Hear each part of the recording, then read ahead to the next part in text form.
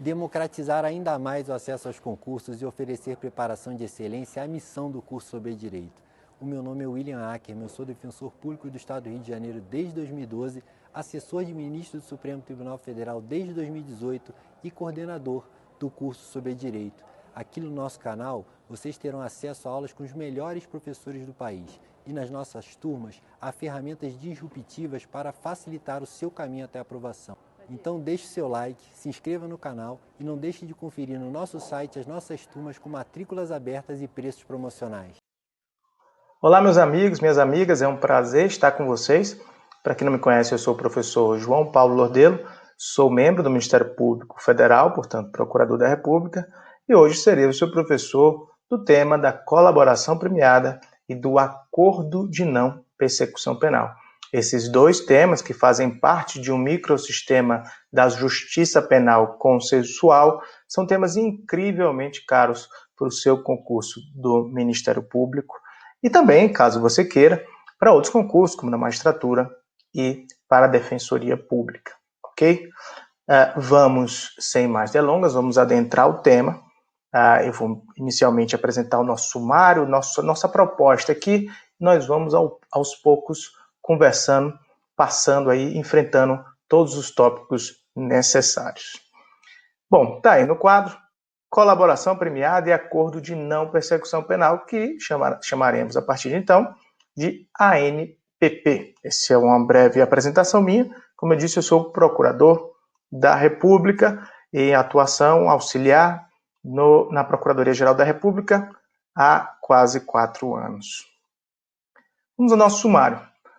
O que nós enfrentaremos aqui hoje? Bom, basicamente, nós enfrentaremos inicialmente o tema da colaboração, fazendo uma breve introdução, ingressando na sua previsão legal, nos benefícios aplicáveis ao colaborador, na eficácia objetiva da colaboração, que é o ponto 1.4, natureza jurídica da colaboração, ponto 1.5, procedimento 1.6, e a gente vai enfrentar diversos subtópicos nesse tópico do procedimento, sigilo 1.7, valor probatório 1.8, interrogatório do colaborador e ordem das alegações finais 1.9 e, por fim, 1.10, direitos do colaborador. A partir daí, nós seguiremos para o acordo de não persecução penal. 2.1, introdução, 2.2, previsão legal, 2.3, cabimento e condições, esse é o tópico mais importante, cabimento e condições, 2.4, procedimento, 2.5, retroatividade da lei, ok? Retroatividade da lei. Lordelo, existe alguma bibliografia recomendada? Certamente. Sempre há uma bibliografia recomendada. E a que eu indico é a do professor Norberto Avena, Processo Penal, da editora Método, e o professor Renato Brasileiro de Lima, da editora Juspodium, são os principais. O Renato Brasileiro é um livro bastante completo, mas é um livro que se tornou bastante extenso também.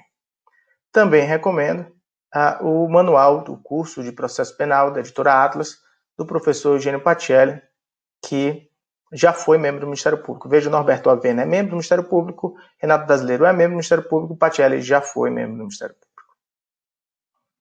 Essa é a bibliografia que eu recomendo. E aí vamos ao tópico 1, colaboração premiada. Em que consiste a colaboração premiada? A gente já deu uma breve dica aqui, no sentido de que a colaboração premiada e o acordo de não persecução penal fazem parte de um microsistema de justiça penal negocial, de justiça penal consensual. Então, é um campo do direito punitivo em que é possível a aplicação da teoria dos fatos jurídicos, mais especificamente dos negócios jurídicos. É possível a contratualização no campo punitivo. É claro que vocês gostam de um conceito, né? Todo estudante para concurso gosta de um conceito. E aí a gente apresenta um conceito grande, que é a colaboração premiada consiste na possibilidade concedida ao partícipe ou coautor do delito, de um ou mais delitos, de obter determinado benefício, redução da pena, substituição por restritivos ou até mesmo sua extinção, mediante a renúncia ao direito ao silêncio. Isso aqui é o ponto-chave da colaboração. O colaborador renuncia ao direito fundamental ao silêncio. Lordelo, é impossível renunciar ao direito fundamental? Ah, é? E o pessoal do Big Brother não renuncia ao direito à privacidade, à intimidade? Atrizes e atores do mercado erótico não renunciam ao direito à sua intimidade, privacidade? Alto lá. Direitos fundamentais são renunciáveis, mas não, obviamente, respeitável o seu núcleo duro e também a incapacidade de uma renúncia genérica, meramente abstrata. Então, é a possibilidade de aplicação de um benefício ao partícipe ou coautor de um delito que renuncia o direito ao silêncio com a delação de seus comparsas às autoridades, possibilitando o desmantelamento da organização criminosa, a descoberta de toda a trama delituosa, a localização do produto do crime ou a facilitação da libertação do sequestrado no caso do crime de extorsão mediante sequestro cometido em concurso de agentes, porque tem vários resultados que podem ser atingidos pela colaboração. De forma mais sintética, é um instituto da justiça negocial que permite a aplicação de benefícios a um coautor ou um partícipe de um crime que renuncia ao direito ao silêncio, delatando seus comparsas às autoridades. Muito bom. Sigamos. Onde está prevista a colaboração premiada? Voltando. Onde está prevista a colaboração premiada? Esse é um tema bem interessante porque há quem diga que a verdadeira colaboração, ou melhor, o acordo de colaboração, só teria surgido com a Lei de Organizações Criminosas, a Lei 2.850 de 2013. Há quem diga isso, o professor Fred Didier mesmo diz isso.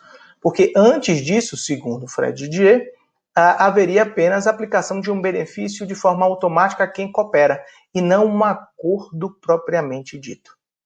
O fato é que a doutrina processualista penal, na sua grande maioria, ela defende a ideia, informa, que o acordo de colaboração premiada, em realidade, já existe há bastante tempo em diversos outros diplomas. Que diplomas seriam esses? Vejam, Lei dos Crimes Hediondos. Embora não haja uma disciplina extensa nessas leis, prevendo, por exemplo, limitações a cláusulas, instrumentos, formalidades específicas, o fato é que essas leis prevêem benefícios a quem colabora. Então, colaboração premiada existe, porque existe um prêmio a uma colaboração. Disciplina de acordo exaustiva não existe de fato.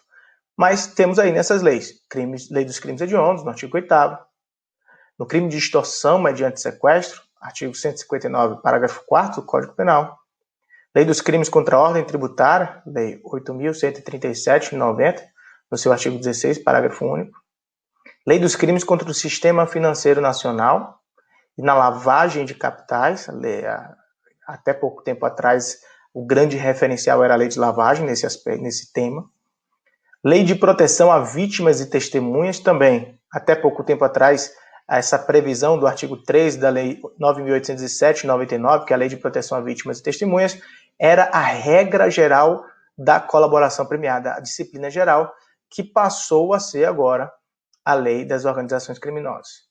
Na Lei de Drogas também há a previsão, no artigo 41 da Lei 11.343 de 2006, e claro, para finalizar, na Lei de Organizações Criminosas, artigo 4º da Lei nº 12.850 de 2013, que regulou muito mais intensamente o Instituto, servindo de regramento geral. A gente precisa compreender aqui bem as coisas. Vejam, a colaboração premiada, ou seja, a previsão de prêmios a quem coopera com as autoridades já existe há muito tempo. E até pouco tempo atrás, cada lei específica previa isso. Aí veio a Lei de Proteção às Vítimas e Testemunhas e criou um regramento geral. Posteriormente, veio a Lei de Organizações Criminosas e ampliou essa disciplina geral, prevendo diversas regras bastante abrangentes em relação ao Instituto, e se tornou, portanto, a Lei Geral. Isso não significa que as outras leis tenham sido revogadas, expressa nem tacitamente. Não foram. E aí algumas pessoas se perguntam, tá, mas como assim? A resposta é a seguinte. Existe a possibilidade de colaboração premiada em leis específicas, entre elas a Lei de Organizações Criminosas. Então, numa primeira análise, a disciplina da Lei de Organizações Criminosas seria uma disciplina específica para crimes cometidos no contexto de organizações criminosas. Contudo, a doutrina informa o seguinte, olha, se o réu que está envolvido na organização criminosa tem direito a esse instituto, por que não os outros réus? Por que não aplicar isso em benefício de todo e qualquer réu? Atualmente, a colaboração acaba sendo reconhecida em diversos outros tipos de crime. Até porque, não raramente, a organização criminosa pratica diversos crimes. Crimes eleitorais, por exemplo. Não está previsto na nossa lista aí os crimes eleitorais. Mas é possível e bastante comum a colaboração premiada nesse contexto. Então, essa disciplina da Lei de Organizações Criminosas acabou se solidificando, se consolidando como uma disciplina geral, que, embora preveja sua aplicação inicialmente apenas para o contexto de organização criminosa, por ser uma norma benéfica aos réus em geral, tem sido ampliada para outros crimes, não apenas aqueles praticados no contexto de organizações criminosas. Ok? Isso é muito, muito importante. Sigamos. Que tipos de benefícios podem ser ofertados ou aplicados a um réu ou um investigado colaborador? Quando a colaboração era disciplinada para cada crime em uma lei específica, cada lei trazia benefícios diversos. A Lei de Organizações Criminosas consolidou todos esses benefícios. O primeiro deles, o mais forte, é a imunidade penal, a não denúncia. Então, esse é um acordo em que o Ministério Público se compromete a não denunciar o colaborador. Então, ele nem vai ser processado. Só que isso é tão forte, esse benefício, isso causou diversas celeumas políticas e jurídicas, a ponto de o pacote anticrime ter acrescentado uma nova disciplina, a Lei de Organizações Criminosas, prevendo algumas limitações. Então, para que alguém possa ter esse benefício da não denúncia, primeiro, um requisito é inexistência de prévio conhecimento da infração, o que significa ausência de inquérito ou procedimento investigatório, de acordo com o artigo 4º, parágrafo 4º da Lei de Organizações Criminosas. Então, não pode ter conhecimento prévio, o colaborador não pode ser o líder, e aqui vem uma questão muito tormentosa, porque as organizações criminosas têm líderes, não tem apenas um líder, e existe uma escala de liderança, muitas vezes, em organizações criminosas, então é muito difícil de saber qual é o alcance dessa regra, mas para fins de concurso, não pode ser o líder. E o terceiro requisito, o colaborador deve ser o primeiro a prestar a efetiva colaboração. Um outro benefício é o perdão judicial. Artigo 4º, caput também. Um outro é a redução da pena até 2/3. Artigo 4º, caput. Um outro benefício é a substituição da pena privativa de liberdade por pena restritiva de direitos. Também está no artigo caput. E, por fim, um último benefício é aplicado exclusivamente aos réus que já têm uma sentença condenatória. Na verdade, a lei fala já tem uma sentença, né? Não precisa nem ser condenatória, em tese, pela literalidade, mas a doutrina tem interpretado isso como apenas uma sentença condenatória. Havendo uma sentença em desfavor do réu, os únicos benefícios de que ele pode dispor, ou seja, que podem ser pactuados, são redução da pena até a metade ou progressão de regime, ainda que ausente dos requisitos objetivos. Vocês notaram uma pequena incongruência aqui? Certamente. Percebam, a progressão de regime fora dos requisitos não é um benefício muito bom? É muito bom. Por que ele só está sendo previsto para quem já tem uma sentença? Esse é um tema tormentoso. Eu já celebrei diversos acordos de colaboração premiada, eu diria algumas dezenas. Esse é o meu trabalho. E eu digo que sou bastante franco. A lei traz algumas limitações, mas a prática, existem tantas dúvidas sobre o alcance da lei que muitas vezes algumas regras são flexibilizadas ou são interpretadas de maneira bastante elástica. O que quer dizer isso? Porque vejam, se o réu condenado pode progredir fora das requisitos legais, por que não o réu não condenado? Já que isso é mais favorável e ele, em tese, nem foi condenado ainda, ou seja, ele compareceu com antecedência. Por que não aplicar também essa possibilidade ao réu não condenado ainda?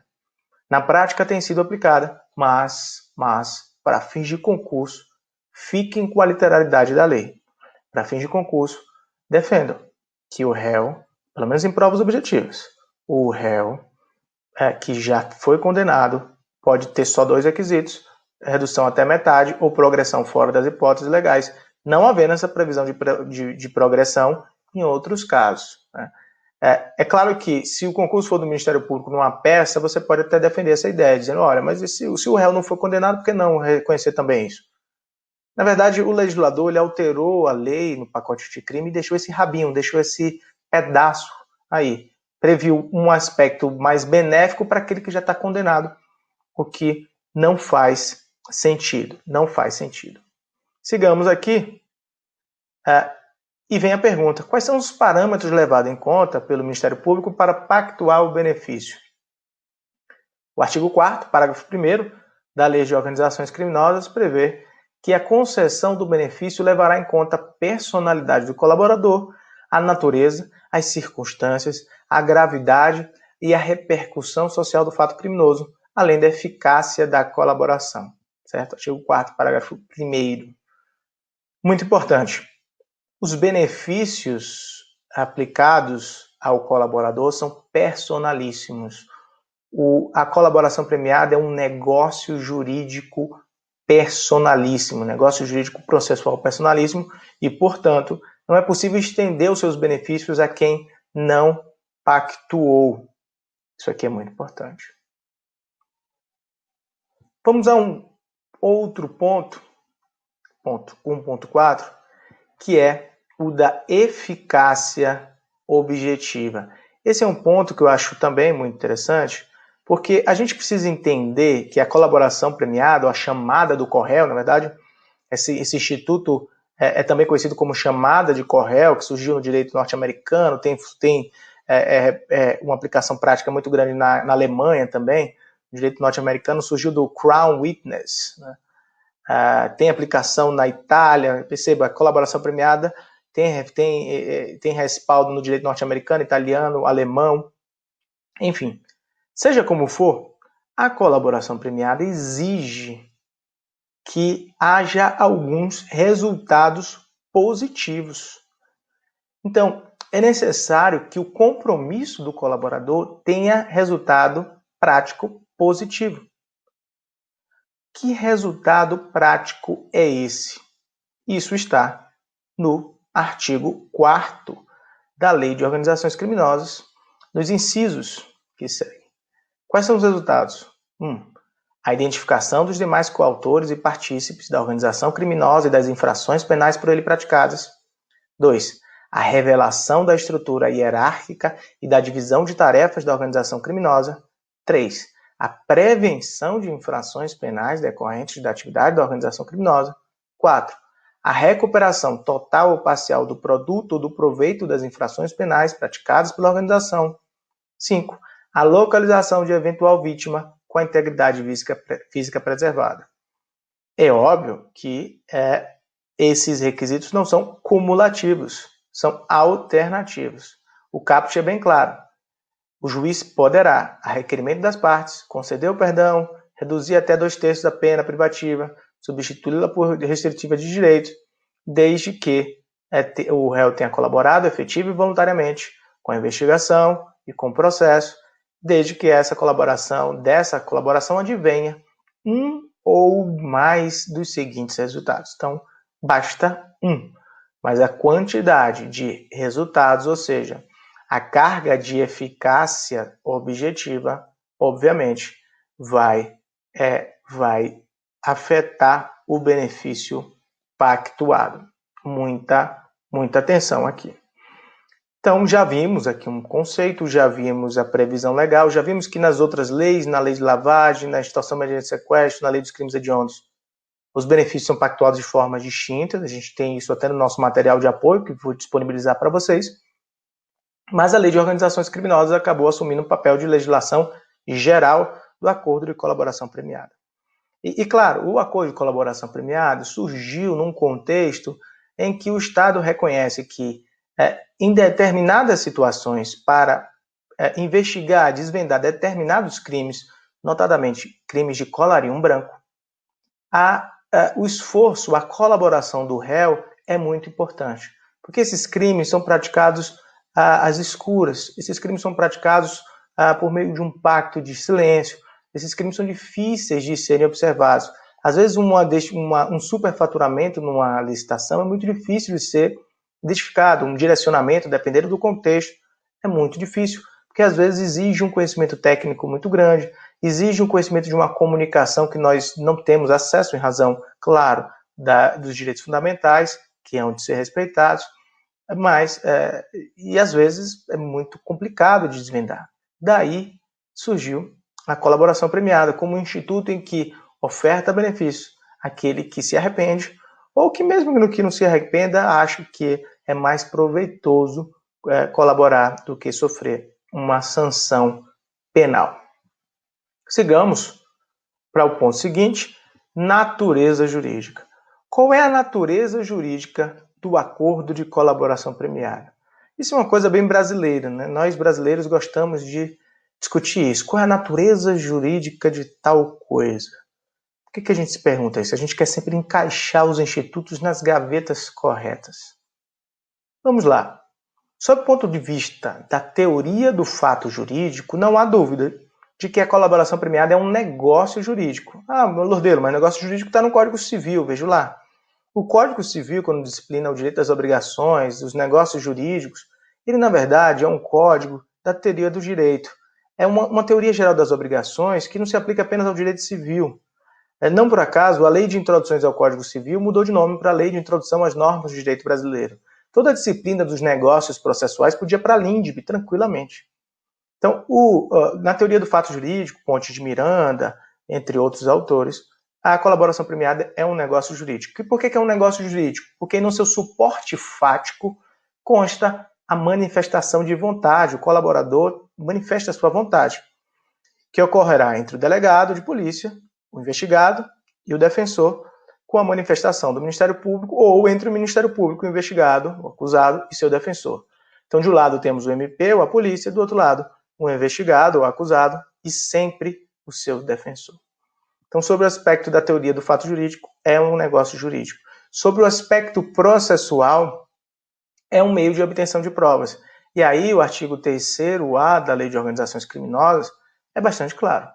O acordo de colaboração é negócio jurídico processual e meio de obtenção de provas, que pressupõe utilidade e interesse público, certo? Isso é muito, muito importante. 1.6, procedimento. 1.6.1, momento. Em que momento eu posso firmar um acordo de colaboração premiada? Até que momento? Isso foi uma pergunta que me foi feita no meu primeiro concurso, aliás, meu segundo concurso que eu tomei posse, que foi o de Defensor Público Federal. Me perguntaram, candidato, até quando pode ser celebrado um acordo de colaboração premiada? E a resposta é bastante simples. A qualquer momento. Por que a qualquer momento? Teve muita gente no concurso que falou, até o trânsito julgado. Nada disso. Durante a investigação é possível firmar colaboração. Durante o processo penal é possível fazer colaboração. Depois de condenada, a pessoa pode se arrepender, querer um benefício, entregar provas das quais o Ministério Público não dispõe, a polícia não dispõe, obter um benefício e pedir a revisão criminal para diminuir sua pena. Então é possível colaboração premiada mesmo depois. Às vezes é só um laranja que é condenado, e esse laranja quer entregar a organização criminosa e por isso mesmo faz o acordo de colaboração depois de já ter sido condenado. Então prestem muita atenção. O acordo de colaboração pode ser feito a qualquer tempo, inclusive após a condenação. Após a condenação. Então vamos lá. Momento, ausência de limite. Detalhe, no caso da celebração de acordo após a sentença, os benefícios cabíveis são a redução da pena até metade ou a progressão do regime, mesmo que fora das hipóteses legais. Vejam que a gente já falou sobre isso. É claro que se a pessoa colabora depois da sentença condenatória, aí os benefícios são um pouco mais reduzidos em relação à diminuição da pena, não vai caber perdão judicial, não vai caber não denúncia, a redução é só até a metade, etc. No caso de o réu colaborar depois do trânsito da sentença condenatória, esse benefício pode ser conseguido através de uma revisão criminal, com fundamento no artigo 621, inciso 3 do Código de Processo Penal, que prevê que a revisão dos processos será admitida se descobrirem provas de inocência ou circunstâncias que autorizem a diminuição da pena, certo? Isso é bem importante. Vamos adiante. Vamos falar agora sobre instrumento e procedimento, Instrumentalização e procedimento, 1.6.2. Primeira pergunta. Quem pode celebrar acordo de colaboração premiada com um determinado réu? A Lei de Organizações Criminosas deixa claro que podem celebrar acordo de colaboração tanto o Ministério Público como a autoridade policial. A lei é clara. Isso gerou, o Procurador-Geral da República, Rodrigo Janot, isso gerou o ajuizamento da ADI 5508. Rodrigo Janot ajuizou essa ADI e ele sustentou o seguinte, ele sustentou basicamente a ideia de que não seria possível a polícia fazer acordo de colaboração porque ela não é titular da ação penal. Eu até concordo com isso, né? Isso porque, entre outros pontos, assim, inevitavelmente o acordo deveria exigir sempre o consentimento do Ministério Público, que é o titular da ação penal. Eu acho que a celebração de acordo pela polícia deve ser limitado, tendo em vista que há um desarranjo aí com o sistema acusatório, porque um dos benefícios é o perdão judicial, a não denúncia, certo? Como é que a polícia vai pactuar a não denúncia, né? Isso é muito estranho, acho que não tem sentido. Claro que também, na teoria dos fatos jurídicos, não há lógica nenhuma que alguém possa dispor sobre algo que não é seu. Como é que a polícia pode dispor sobre algo que não é sua atribuição, que é a ação penal? Então, não faz muito sentido a polícia celebrar acordo de colaboração premiada. Eugênio Pacelli concorda comigo, diversos autores, boa parte da doutrina concorda. E na prática, os advogados não costumam celebrar acordo de colaboração com a polícia. É bem mais raro. Porque se o MP discordar, vai ter algum problema. Algum problema vai ter. O que acontece? Em junho de 2018, o Supremo Tribunal Federal jogou improcedente o pedido na DI 5508-DF. O relator foi o ministro Marco Aurélio. Então, o ministro Marco Aurélio e o Supremo Tribunal compreenderam que são constitucionais, sim, as regras que estabelecem a possibilidade de a autoridade policial celebrar acordo de colaboração. Só que o Supremo teve muitos votos divergentes ali. Foi reconhecida por maioria a constitucionalidade, mas houve algumas divergências. Houve quem dissesse que o acordo não poderia ser feito pela polícia. Houve quem dissesse que o posicionamento pode ser feito pela polícia, mas desde que o MP concorde, o posicionamento do MP é vinculante, esse é o posicionamento de Barroso e da ministra Rosa. Houve quem dissesse que isso era algo amplíssimo, e houve quem dissesse apenas que era constitucional, sem definir balizas. O ministro Marco Aurélio, a gente vai falar um pouco mais sobre isso, ele reconheceu de maneira bastante ampla a possibilidade da polícia celebrar acordos. Mas deixou claro, por outro lado, que o acordo celebrado pela polícia não impede a denúncia pelo MP. Aí já gera uma confusão. Porque, então a polícia não pode ir, por exemplo, ofertar a não denúncia. Segundo o ministro Marco Aurélio, a polícia pode representar pedindo o perdão judicial, mas aí vai ter denúncia, a pessoa vai ser condenada e depois ali o juiz vai olhar e ver se cabe o perdão judicial. No caso da não denúncia, não tem nem sentido. Né? Se o ministro Marco Aurélio, ao reconhecer que isso não impede o MP de denunciar, acabou reconhecendo que a polícia não pode pactuar, por exemplo, a não denúncia, certo? Então, assim, foram definidas algumas pequenas balizas no julgamento dessa ADI e isso ainda precisa ser mais bem aprofundado. Uma baliza ficou bastante clara e está na ementa do julgado, é de que a polícia só pode fazer acordo de colaboração na fase do inquérito. O acordo celebrado pela polícia pressupõe a fase de inquérito, cabendo depois uma manifestação posterior do Ministério Público que não é vinculante. A manifestação do MP não é vinculante, segundo entendeu o STF. Também entendeu o STF, segundo a baliza, que o acordo feito pela polícia não impede a denúncia do Ministério Público. Assim, não pode ser pactuado o não oferecimento de denúncia. Isso não pode ser pactuado. Vamos ir além aqui. Vamos seguir. Já falamos sobre legitimidade. Vamos falar sobre instrumentalização. A legislação é bastante clara. A Lei de Organizações Criminosas traz uma espécie de um roteirozinho para a pessoa celebrar acordo de colaboração. Primeiro, a proposta deve estar instruída com procuração do interessado com poderes específicos, ou então ser firmada a proposta de colaboração pela parte de que pretende a colaboração do seu advogado. Muita atenção.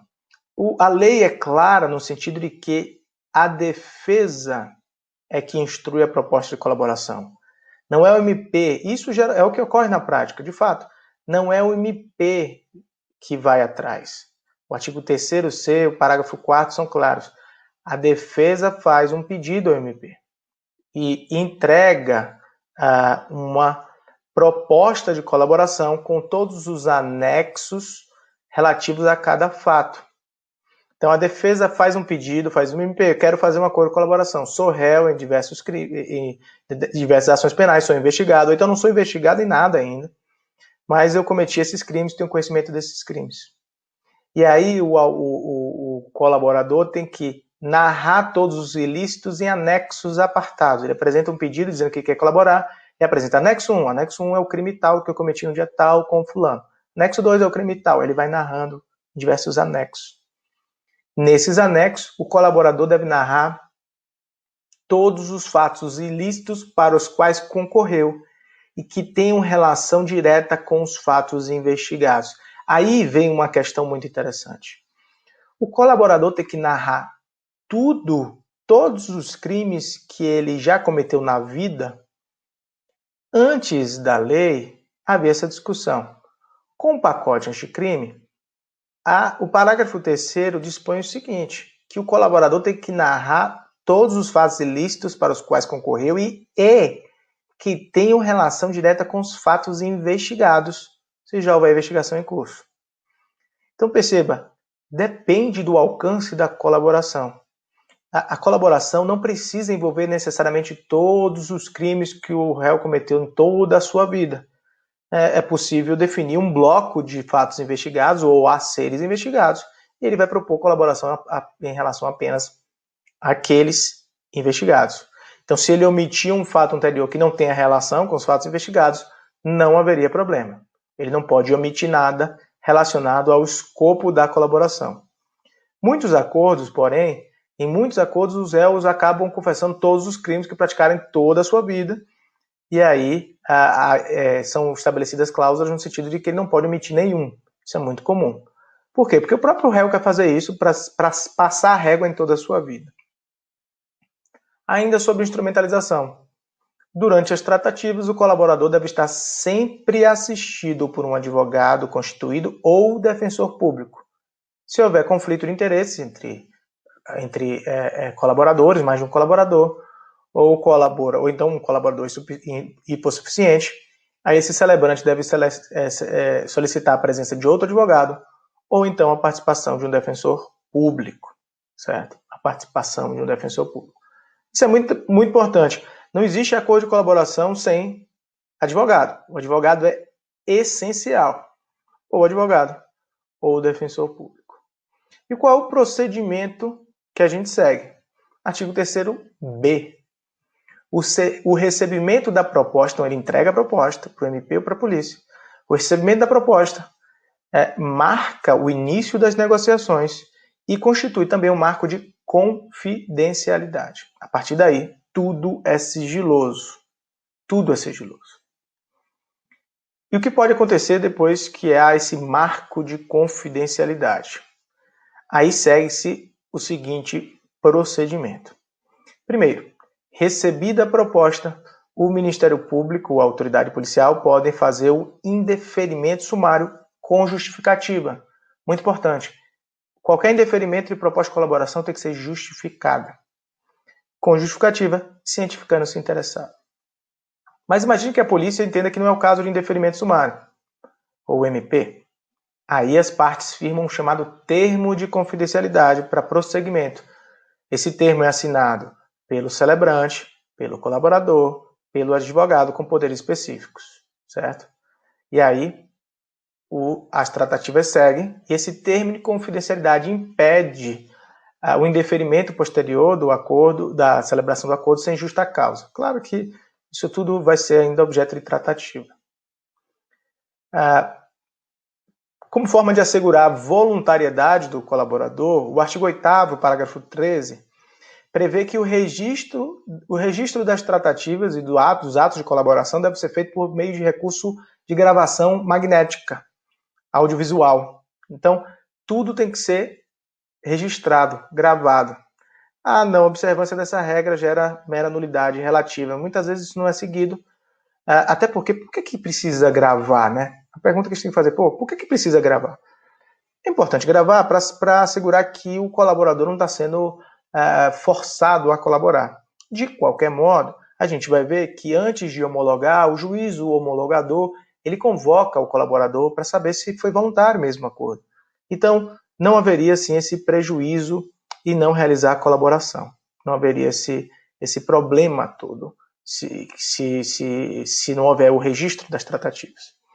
Além dos registros audiovisuais, a lei também é clara no parágrafo 3º, no sentido de que o mero recebimento da proposta, a mera assinatura do termo de confidencialidade não implica a suspensão da investigação, salvo se o MP ou a polícia fizerem um acordo preliminar quanto à propositura de medidas processuais cautelares, assecuratórias, etc.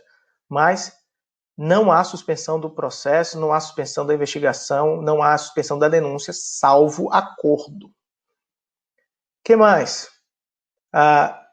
É possível que haja uma breve instrução. O acordo tem que ser autuado com um procedimento de acompanhamento dentro do Ministério Público, segundo a orientação da 2ª e da 5ª Câmara de Coordenação do MPF. Vai ter que ser instaurado um procedimento de acompanhamento pode haver uma pequena instrução para o MP observar se há alguma utilidade. Né? Pode haver uma instrução. O parágrafo 6º do artigo 3º-C dispõe o seguinte: na hipótese de não ser celebrado o acordo por iniciativa do próprio celebrante, ou seja, do MP ou da autoridade policial, este não poderá se valer de nenhuma das informações ou provas emprestadas pelo colaborador, de boa fé, para qualquer finalidade. Então vamos lá. Parágrafo 6º. Se o MP ou a polícia resolverem não celebrar o acordo, ele não pode se valer de nenhuma das provas para qualquer finalidade. Por que eu falei salvo antes? Porque essa regra parece colidir com a regra do artigo 4º, parágrafo 10, que dispõe que as partes podem retratar-se da proposta, caso em que as provas autoincriminadoras produzidas pelo colaborador não podem ser utilizadas exclusivamente em seu desfavor. Recapitulando isso aqui para ficar bem claro, existem 2 momentos na lei em que se fala de não celebração do acordo. Um é quando o MP ou a polícia resolvem não celebrar ainda durante as tratativas.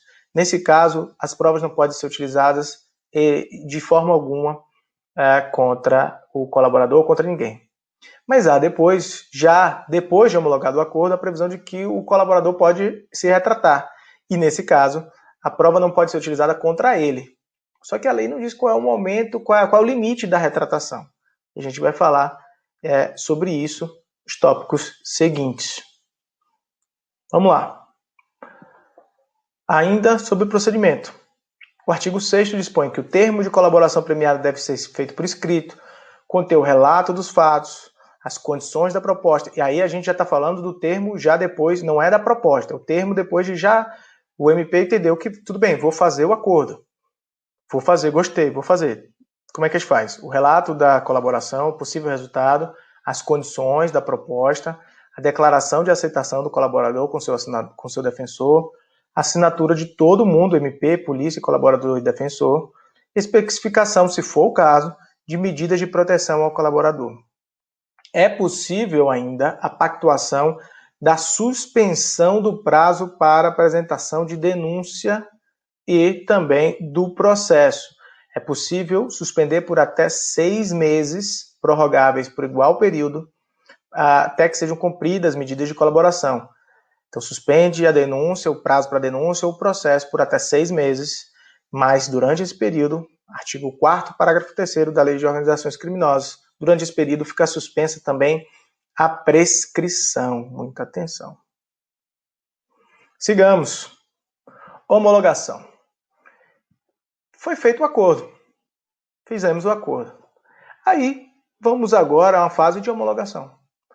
Primeiro ponto é observar artigo 4º, parágrafo 6º, que o juiz não faz parte do acordo de colaboração.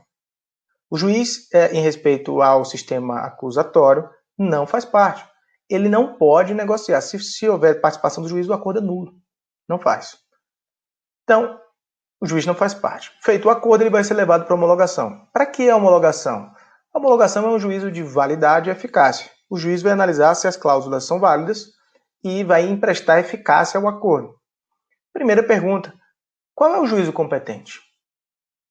Antigamente, entendia-se que a colaboração premiada levava em consideração apenas as qualidades do colaborador. Então, se o colaborador não tivesse foro, poderia ser homologado o acordo de colaboração em qualquer juízo. O STF entendeu que não. O STF entendeu o seguinte, que isso foi no HC 151605, relatoria do ministro Gilmar Mendes. Se houver delatado ou se o próprio colaborador tiver foro, aí a homologação tem que ser feita no juízo mais graduado, observadas as regras de conexão. Ou seja, se o colaborador tem lá 20 anexos sobre 20 crimes que ele está confessando, e um deles envolve uma pessoa com foro no Supremo, o acordo todo tem que ser homologado no Supremo. Muita atenção.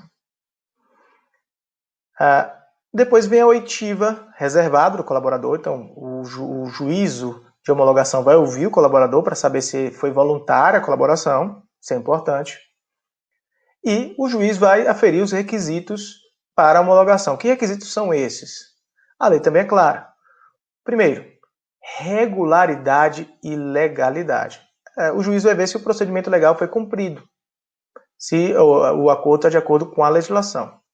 Depois, adequação dos benefícios àqueles previstos na lei. Os benefícios somente podem ser aqueles previstos na lei. 3. Adequação dos resultados da colaboração aos resultados mínimos exigidos nos incisos 1, 2, 3, 4 e 5. Ou seja, se há essa previsão de que a colaboração precisa ter uma eficácia objetiva, precisa ser eficiente, melhor dizendo, não é nem uma eficácia. 4. Voluntariedade da manifestação de vontade, especialmente nos casos em que o colaborador está ou esteve sob efeito de medidas cautelares. Né? O juiz tem que prestar bastante atenção se o colaborador está preso, por exemplo, em saber se a colaboração dele é realmente voluntária, né? Se ele tem pleno conhecimento dos termos.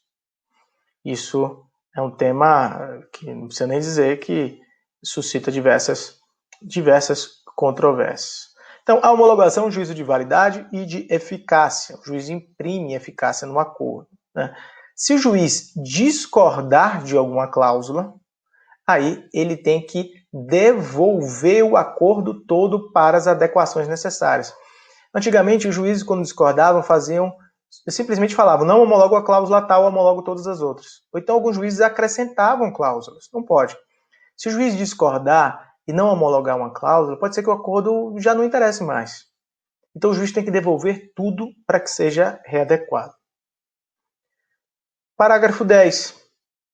O artigo 4º, parágrafo 10, prevê que as partes podem retratar-se da proposta, caso em que as provas produzidas pelo colaborador não poderão ser usadas exclusivamente em seu desfavor. Esse dispositivo gera muita dúvida sobre o limite temporal para a retratação. Quer dizer, o colaborador pode retratar até que momento? Eu defendo que o colaborador somente pode se retratar enquanto não for homologado o acordo, em prestígio à boa-fé. Porque imagine que depois de muitos anos o colaborador fala, me retrato, eu não posso usar nenhuma prova contra ele, nem as outras que foram produzidas, né, ao longo de tantas investigações, vai apagar tudo, não faz sentido. Então me parece que esse artigo 4º, parágrafo 10, prevê uma hipótese em que o acordo é assinado, foi levado à homologação, ainda não foi homologado. Aí o colaborador pode desistir, nesse caso, não é desistir da tratativa, é desistir de um acordo já assinado. E aí a prova pode ser usada pelo MP contra outras pessoas, mas não contra o próprio colaborador. Então é o caso do acordo assinado, mas não homologado ainda. Que mais? Aí beleza, o juiz vai lá e homologa. Homologado, o juiz vai virar de novo para o MP e vai dizer: Ministério Público, foi homologado esse acordo aqui. O que eu faço com ele agora? Aí o MP tem que dizer, olha, tá vendo que tem 10 anexos sobre 10 crimes? Seu juiz, esse crime aqui é da competência da Justiça Estadual, esse aqui da Federal, esse aqui é da Eleitoral, esse vai para o STJ, esse vai para o STF, esse... Então, na verdade, cada um dos anexos vai virar ou um inquérito, uma investigação nova, ou será remetido para um inquérito que já exista para subsidiar. Os anexos fáticos são as narrativas do colaborador e que ele aponta também quais são os elementos de corroboração que ele vai apresentar. O colaborador ele narra os ilícitos e também diz que vai apresentar provas de corroboração e traz essas provas para o MP ou para a polícia. E aí tudo isso vai ter que ser juntado a uma investigação que já existe ou vai ser instaurada uma investigação específica. O fato é que o MP tem que dizer para o juiz o que tem que ser feito em relação a cada anexo e haverá, sim, esse desmembramento após a homologação. Uma pergunta muito importante é se a colaboração pode ser impugnada. O acordo de colaboração pode ser impugnado por terceiros? Será que é possível isso? Isso já foi objeto de questionamento e o STF, no HC 151605, entendeu que sim, mas apenas excepcionalmente. Via de regra, terceiros não têm interesse em impugnar acordos de colaboração, mesmo delatados, com uma exceção.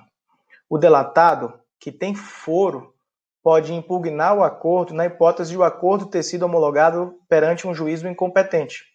Então, um deputado federal é delatado um determinado crime cujo processamento seria no campo do STF mesmo. Então, é um caso que realmente há foro. Nesse caso, se um juiz de primeira instância homologar, o deputado pode impugnar isso apresentando uma reclamação no Supremo Tribunal Federal. É possível essa impugnação por terceiros para fins de observação da competência. 1.6.4, vinculação do juiz. O juiz fica vinculado ao acordo de colaboração premiada?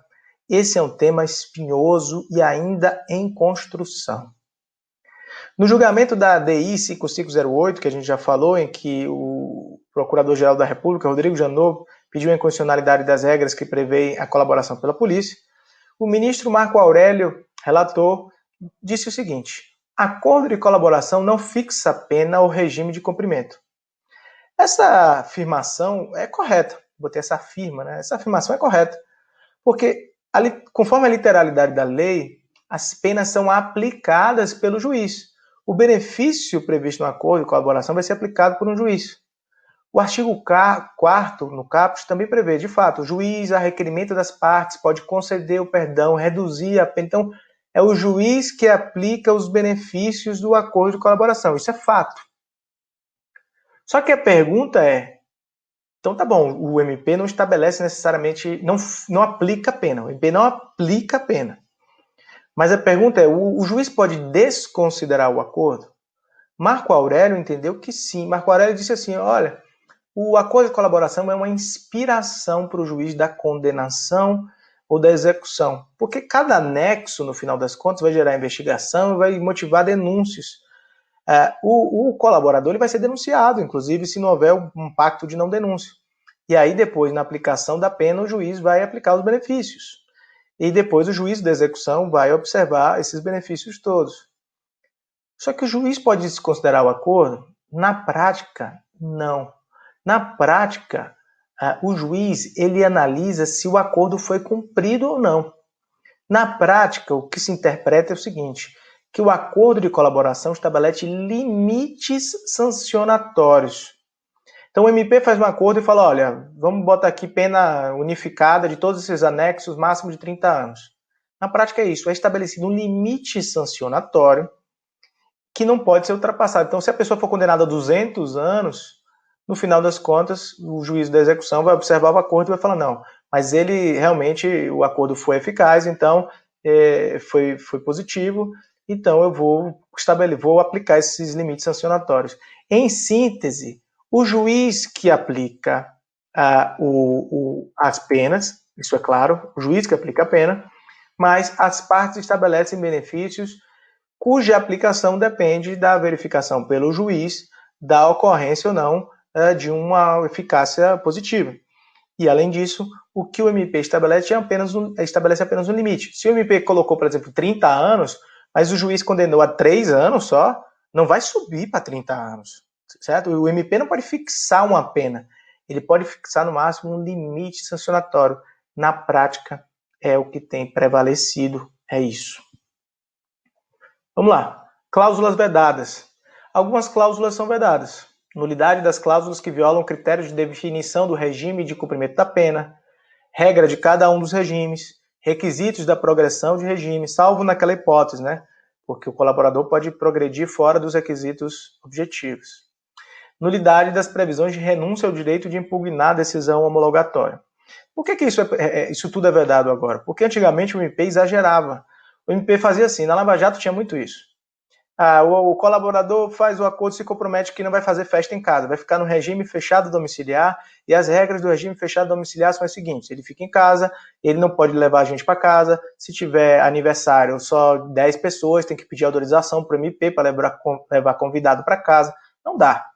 O STF foi lá e não gostou, o legislador não gostou e falou, não, é preciso respeitar as regras de cada regime. Se o MP colocou lá que o cumprimento vai ser de 4 anos, esses 4 anos tem que observar o regime de o regime legal. Não dá para sair cumprindo um regime fechado, não dá para ficar misturando regimes à torta e à direita.